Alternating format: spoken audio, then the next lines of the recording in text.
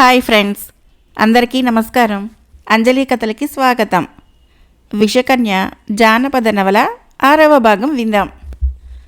విష్ణుశర్మ 3 రోజుల్లో రాజకుమార్తె మణిమేకలకు తాననుకున్న గూఢమంత్రాలని కొన్నింటిని ఉపదేశం చేసి వాటి అనుష్ఠాన విధానాన్ని కూడా బోధపరిచి, తల్లి, నువ్వింతవరకు ఏ విద్యలు నేర్చావు, ఇంకా ఏ విద్యలు నేర్చుకోవాలని కుతూహలంగా ఉంది అని ప్రశ్నింపగా మణిమేకల భక్తి వినయాలతో నమస్కరించి, స్వామి, మీ వంటి పెద్దల అనుగ్రహం వలన అస్త్రశస్త్రాది యుద్ధ విద్యలన్నింటిలోనూ ఉత్తీర్ణురాలనయ్యాను. సంగీత, సాహిత్య, నాట్య, చిత్రలేఖనాది కళల్లోనూ చాలినంత ప్రావీణ్యాన్ని సంపాదించాను. తర్క వ్యాకరణాది శాస్త్రాలలో, వేద పురాణ ఇతిహాసాలలో కొద్దిపాటి పరిచయాన్ని సంపాదించగలిగాను అని చెప్పగా విష్ణుశర్మ ఆనంద పరవశుడై, అమ్మా, ఇంత చిన్న వయసులో ఇన్ని విద్యలు నేర్పిన నువ్వు అపర సరస్వతివి అయ్యుండాలి. నా సంతోషము ద్విగుణీకృతమయ్యేలాగా నేనడిగిన వాటికి బదులు చెబుతావా తల్లి అని అడిగాడు. నేర్చిన విద్యలకు ప్రదర్శనమే గదా స్వామి ప్రయోజనం అని ఆ కన్య అమృత బిందువులు ఒలికించేటట్లు పలికిన పలుకులతో పండిత బ్రాహ్మణుడు మరింత పరవశుడయ్యాడు. ఆమె పేర్కొన్న విద్యలలో కొన్ని కఠినతరములైన ప్రశ్నలు వేసి వాటికామె సరి అయిన జవాబులు చెప్పగలిగినందువలన అతడు పట్టలేని సంతోషంతో, అమ్మా, నీకింకా ఏ విద్యలు నేర్చుకోవాలనుంది, త్వరగా చెప్పు. నువ్వు కోరిన విద్యలన్నీ నేను నీకు సంతోషంగా నేర్పుతాను అన్నాడు. అష్టసిద్ధులలో కొన్నింటినైనా పొందాలని నాకు కోరికగా ఉంది. జలస్తంభన, వాయుస్తంభన, ఇంద్రజాల, మహేంద్రజాల, పరకాయ ప్రవేశాది గుప్త విద్యలు మీకు తెలిసి ఉంటే నాకు ప్రసాదించండి అని మణిమేకల కోరిన దానిని విని విష్ణుశర్మ విభ్రాంతుడైపోయాడు. అయినా ఆమె మనోవాంఛితాన్ని మెచ్చకపోలేదు. నాకు తెలిసిన విద్యలు తెలియవని ఎలా చెప్పనగలను తల్లి? నువ్వు కోరిన గూఢ విద్యలను ఇంతవరకు ఏ స్త్రీ గాని నేర్చి ఉండలేదు.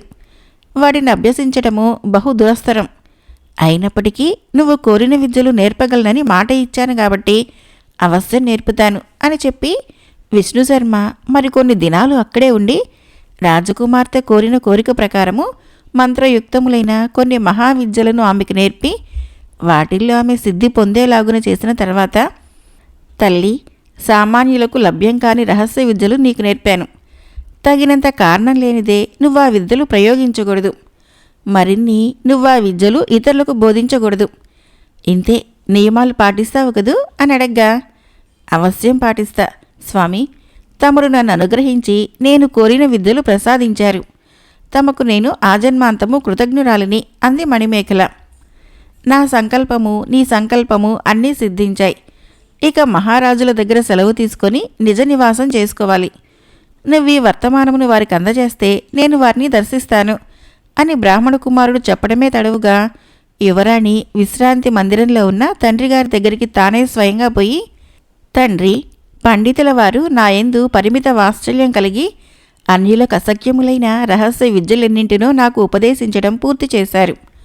వారికి స్వగ్రామం పోవాలని తొందరపడుతూ ఇప్పుడు మీ దర్శనం కోరుతున్నారు అని చెప్పింది. అవును పాపం, నీ విద్యల గురించి వారి ప్రయాణానికి కాలాతీతమైంది. వారికి మనం అర్పించవలసిన కట్నములన్నింటినీ ఇదివరకే సిద్ధంగా ఉంచాము గదా, వారిని ఇక్కడికి రావించి వాటిని అర్పించి ఆశీర్వాదం పొందమ్మా అన్నాడు. అని తండ్రిగారు అనుమతించిన వెంటనే రాజకుమార్తె బ్రాహ్మణ కుమారుణ్ణి తండ్రిగారి దగ్గరకు తీసుకుని రాగా మహారాజు విష్ణుశర్మను సగౌరవంగా ఆహ్వానించి నియమించి, అమ్మాయికి ఈ విద్యలు బోధిస్తూ ఉండటం వలన ఇన్ని రోజులు తమ ప్రయాణానికి ఆటంకం కలిగినందుకు క్షమించాలి అన్నాడు. తమరా మాట చెప్పకండి.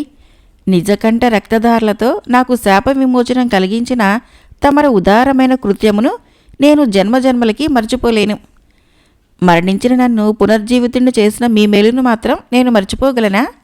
దానికేం గాని రథాన్ని, కొందరు పరిచారికులను, అంగరక్షకులను తమ్ము విడిచి రావటానికి సిద్ధంగా ఉంచాను అని అనంతరము కుమార్తె వైపు చూసి మహారాజు, తల్లి, గురువులను సత్కరించి పంపు అన్నాడు. వెంటనే రాజకుమార్తె అంతకుముందు తయారుగా ఉంచబడిన కొన్ని అమూల్య వస్త్రాలంకరణాలని, వెండి పళ్ళాలతో బంగారు నాణేలని, ఫలపుష్ప తాంబూల దక్షిణాదులను పరిచారకుల చేత పట్టించుకొని వచ్చి వాటన్నింటినీ స్వహస్తాలతో గురువుకు అందియగా, భక్తితో ఇచ్చిన ఒక తాంబూలం చాలు తల్లి, ఈ వెలలేని సొమ్ములన్నీ దేనికి అంటూ ఆమె చేతి నుంచి ఒక్క తాంబూలాన్ని మాత్రమే అందుకొనగా, నిజమే గాని శిష్యురాలి తృప్తి కోసము మీరు వీటిని స్వీకరించక తప్పదు అని మణిమేకల నిర్బంధం చేయటం వలన విష్ణుశర్మ బదులు చెప్పలేక వాటిని అందుకొని కళ్యాణ ప్రాప్తిరస్తు సుమంగళీ భవ అని ఆశీర్వదించాడు. అనంతరము ఆ కానుకలన్నింటినీ అతడు ప్రయాణమైపోతున్న రథంలో పెట్టబడ్డాయి. ఆయన్ని సురక్షితంగా తన నగరంలో వదిలి రావలసిందని తన భట పరివార జనుల్ని ఆజ్ఞాపించి మహారాజు కుమార్తెతో కోట సింహద్వారం వరకు విష్ణుశర్మని సాగనంపి వందన శతాలర్పించి వెనక్కు మరలి వచ్చాడు.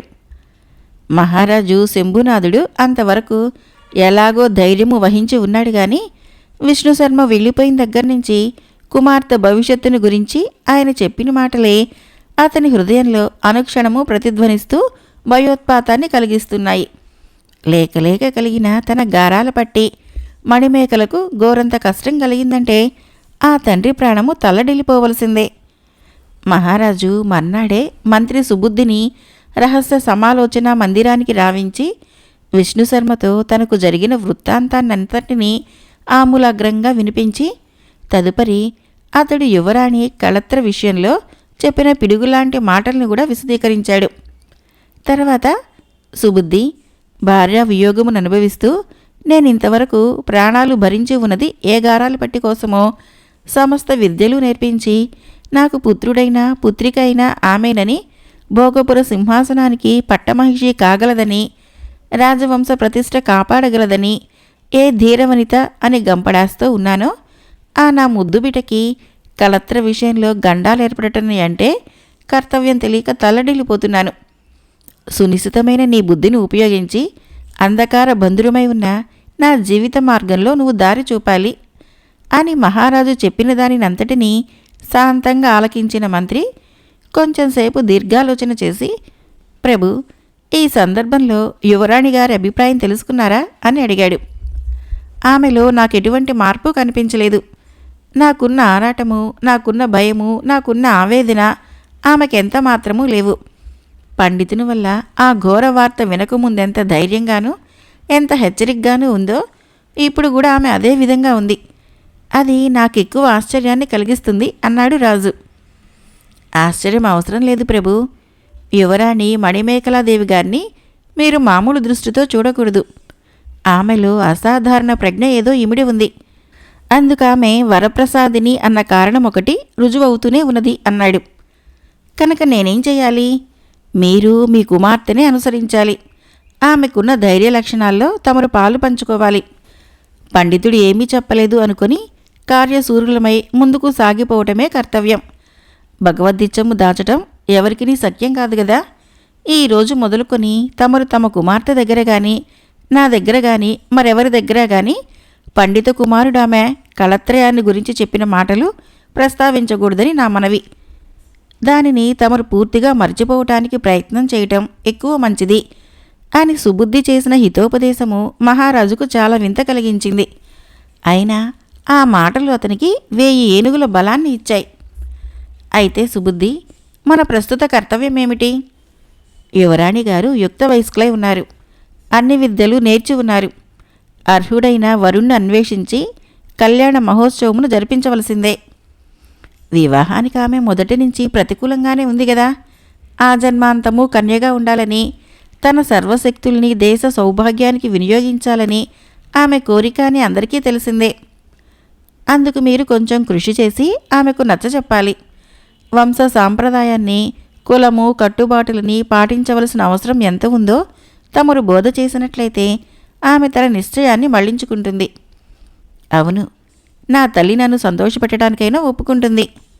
కనుక వెంటనే తగిన వరుడి కోసం ప్రయత్నం చేయాలి.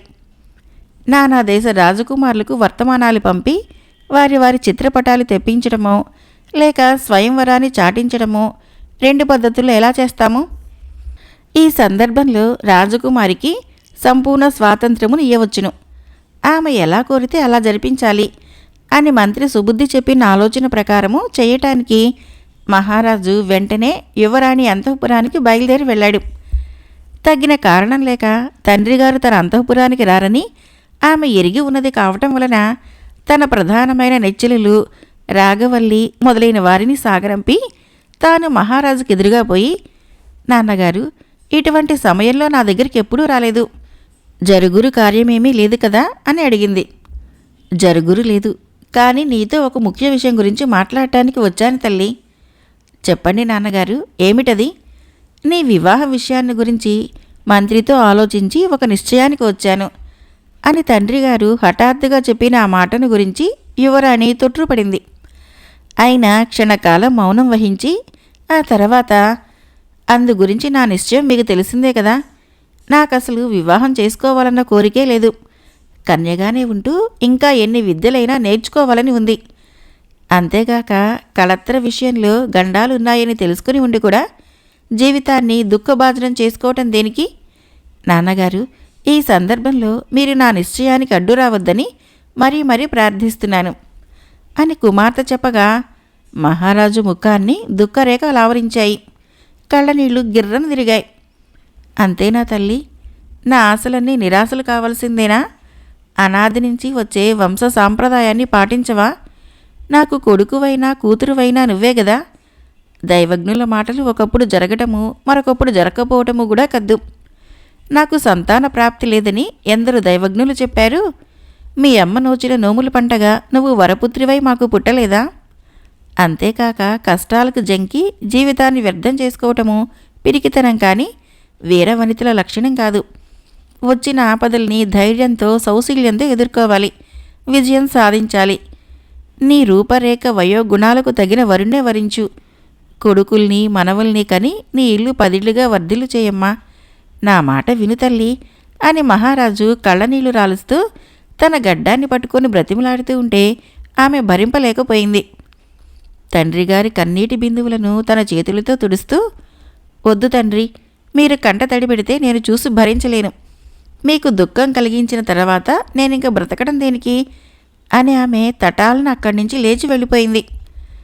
మహారాజు కంగారుతో ఆమెను అనుసరించాడు. మణిమేకల తన పూజామందిరంలోని మోహనమూర్తి విగ్రహానికి మోకరించి నిమీలిత నేత్రాలతో క్షణకాలము ఆ దేవుణ్ణి ధ్యానించుకొని అక్కడే వచ్చి ఉన్న మహారాజును తిలకించి దగ్గరగా వెళ్ళి, మీ ఇష్ట ప్రకారం చేయండి, నేనిక అడ్డు చెప్పను. కానీ ఈ సందర్భంలో నాదొక్క కోరిక ఉంది. అదేమంటే మన మామూలు ఆచార్యం ప్రకారము స్వయంవరాన్ని చాటించడం కానీ వరుల కోసం అన్వేషించడం కానీ జరిగించవద్దు. నా వయోరూప గుణాలకి అర్హుడైన వరుడు లభ్యం కావాలంటే నేనడిగిన ప్రశ్నకి ఎవరైతే సరైన సమాధానాలు చెప్పగలరో అతడు బ్రహ్మ, క్షత్రియ, వైశ్య, శూద్రులలో ఏ జాతి వాడైనప్పటికీ బ్రహ్మచారిగా ఉంటే అతడు మాత్రమే నాకు భర్తగా తగినవాడు. ఈ ఏర్పాటు ప్రకారము వివాహం జరిపించటము నాకు సంతోషం. ఇది నా ప్రతిజ్ఞ, నేను ఆరాధించే మోహనమూర్తి ఆజ్ఞ. అది విని మహారాజు పట్టలేని సంతోషంతో కుమార్తె శిరస్సును ముద్దాడి, అవశ్యం అలాగే జరుగుతుంది తల్లి, అందుకు ఆక్షేపణ ఏముంటుంది? నువ్వు కోరిన ప్రకారము నేనిప్పుడే మంత్రిని ఆజ్ఞాపించి ఈ విషయము నానా దేశాలకు తెలిసేటట్లు సర్వత్రా ప్రకటన చేయిస్తాను అని అత్యుత్సాహంతో ఆ తావును వదిలిపెట్టి వెళ్ళిపోయిన వెంటనే యువరాణి చెల్లులందరూ పక్కపక్క నవ్వులతో చకచకా వచ్చారు. ఏంటర్రా నవ్వులు, ఎందుకని అని మణిమేకల అడిగిన మీదట ప్రియసఖి రాగవల్లి యువరాణి బుగ్గ మీద పొడుస్తూ, ఎంత నంగనాచివే అమ్మా, మాకేమీ తెలియదనుకున్నావా అంది. ఏంటే మీకు తెలిసింది? యువరాణి వారు కొత్త పద్ధతి స్వయంవరమును కనిపెట్టారట, మాకు తెలిసిందట అని రాగవల్లి అన్నదానికి మిగిలిన వాళ్ళందరూ తిరిగి నవ్వులతో గెంతటం మొదలుపెట్టారు. పరీక్షలో ఉత్తీర్ణుడైన వాడే మా యువరానికి భర్త అని మరి ఒక యువతి అంది. అమ్మాయి గారు అడిగిన ప్రశ్నకి ఏ అబ్బాయి గారు బదులు చెబుతారో అని ఇంకొక ఆమె అంది. ఆ ప్రశ్న పాకకళకు సంబంధించిందా లేక రాగకళకు సంబంధించిందా అని మరొక ఆమె బదులు చెప్పింది. మీకెవరికీ తెలియదర్రా, యువరాణి అడిగే ప్రశ్న నాకు తెలుసు అని రాగవల్లి అనటం వలన మిగిలిన వారు నిజమేననుకొని వినటానికి ఆదుర్దాగా చూస్తున్నారు. యువరాణి గారు కాబోయే భర్తగారిని అడగబోయే చిక్కు ప్రశ్న ఏమనగా, వినండి, కొక్కోకుని కామశాస్త్రం తెలుసునా అని, బంధనాలు ఎన్ని రకాలు అని. రాగవల్లి అన్న ఆ మాటతో అందరూ చప్పట్లు జరుస్తూ మరింత విరగబడి నవ్వటం మొదలుపెట్టారు. ఏయ్ రాగవల్లి, నువ్వు కూడా ఏమిటి అల్లరంతా? పిచ్చి పిచ్చి మాటలు మాట్లాడకు అందరూ పొండిక్కడి నుంచి. నా పూజకు వేళైంది. పత్ర పుష్పాదులు గంధకక్షింతలు త్వరగా అమర్చండి అని యువరాణి మణిమేకల తీక్షణంగా అనడం చేత అందరూ భయభక్తులతో తమ తమ పనులు నిర్వర్తించడానికి వెళ్లారు. భోగపురాధీశ్వరుని కుమార్తె భూలోక రంభని, ఆమెను మించిన మహాసౌందర్యవతులు ఏ లోకాన లేరని, వరాన పుట్టిన ఆ కన్య విద్యలలో అపర సరస్వతి అని, గుణాల పాలవెల్లి అని జగద్విఖ్యాతిని పొంది ఉండటం వలన ఆమెను వివాహమాడాలని రాజాదిరాజుల కుమారులు, బలపరాక్రమ శౌర్యధనులు, సర్వ విద్యా పారంగతులైన యువకులు, మహామేధావులు ఎందరెందరో వేచి ఉన్నారు. శంభునాథ ప్రభువు యువరాణి కోరికను మంత్రికి ఎరుకపరిచి ఆమె అడిగిన ప్రశ్నకు సదుత్తరమియ్యగల ప్రజ్ఞావంతుణ్ణి ఆ భువనైక సుందరి వలిచి పరిణయమాడగలదన్న ఆమె ప్రతిజ్ఞను సర్వరాజ్యాలకి తెలియచేయించాడు. అంతేగాక సమర్థులైన చిత్రకారుల చేత ఆ మోహనాంగి రూపురేఖల గల చిత్రపటాన్ని వ్రాయించి దానిని యువరాణి భవనమున సింహద్వారం దగ్గర కట్టించి దాని పక్కనే ఒక శాస్త్రం మీద యువరాణి మణిమేఖలాదేవి అడగబోయే ప్రశ్నకు బదులు చెప్పి ఆమెను భార్యగా స్వీకరించదలిచిన ప్రతిభావంతుడు బ్రహ్మ, క్షత్రియ, వైశ్య, శూద్రులలో ఏ జాతివాడైనా సరే బ్రహ్మచారిగా ఉండాలి. ఆమె అడిగిన ప్రశ్నకు బదులు చెప్పలేక అపజయము పొందిన వారికి కలిగే కష్ట నష్టాలకి యువరాణి గాని మహారాజు గాని మరెవ్వరూ గాని ఎంతమాత్రమూ బాధ్యులు కారు. ఏ ప్రజ్ఞావంతుడామె ప్రశ్నకు సరియైన జవాబు చెబుతాడో ఆ భాగ్యశాలి మెడలో వెంటనే మణిమేఖలాదేవి పుష్పమాలను అలంకరించి వరించగలదు. పై షరతులకు అంగీకరించిన ప్రజ్ఞావంతుడు ఈ కోటకు వ్రేలాడగట్టబడిన గంటను మోగించినట్లయితే సగౌరవంగా లోపలికి తీసుకుని పోబడతారు అని వ్రాయించి దానిపై మహారాజు ముద్రికను వేసి ఆ శాసనాన్ని కూడా యువరాణి చిత్రపటానికి ఆనించి కట్టించాడు. ఆ కోట సింహద్వారం దగ్గర సాయుధ పాణులైన భటులు కొందరు అహర్నిశలు కావలి ఉండటానికి ఏర్పాటు చేయబడింది. అది లగాయతు కుమార్తెకు కళ్యాణం ఎప్పుడెప్పుడా అని మహారాజు అవతరించిన అప్సరస కన్య వంటి తమ యువరానికి భర్త కాబోయే ప్రజ్ఞావంతుడెవరా అని మిగిలిన రాజబంధు పరివారాది సర్వప్రముఖ జనాలు తహతహలాడుతూ వేచి ఉన్నారు. కానీ షరతులకు అంగీకరించి యువరాణి ప్రశ్నకు బదులు చెబుతామని వచ్చిన ధీరుడొక్కడునూ కనిపించలేదు. ఏర్పాటు జరిగి ఎన్ని రోజులైనను ఒక్కరు కూడా రాకపోవటాన్ని గురించి మహారాజు, మంత్రులు మొదలైన వారిలో నిరుత్సాహం ఏర్పడింది. అయినా ఎవ్వరూ చేయగలిగిందేమీ లేదు. అటు సూర్యుడిటు పొడిచినా భూమి ఆకాశాలు తల్లక్రిందులైనా యువరాణి మాత్రము తన ప్రజ్ఞని విడువదని అందరికీ తెలుసు. మహారాజు భోగపురాధిపతి చేసిన ప్రకటన అన్ని రాజ్యాలకు చేరింది. అందరూ రాజకుమారులు విషయం తెలుసుకున్నారు. కానీ ఒక్కరూ ముందుకు రావటం లేదు. మణిమేఖలాదేవి వివాహ సందర్భంలో చేయబడ్డ అపూర్వ ప్రకటనకు అన్ని దేశాలలో అలజడి బయలుదేరింది.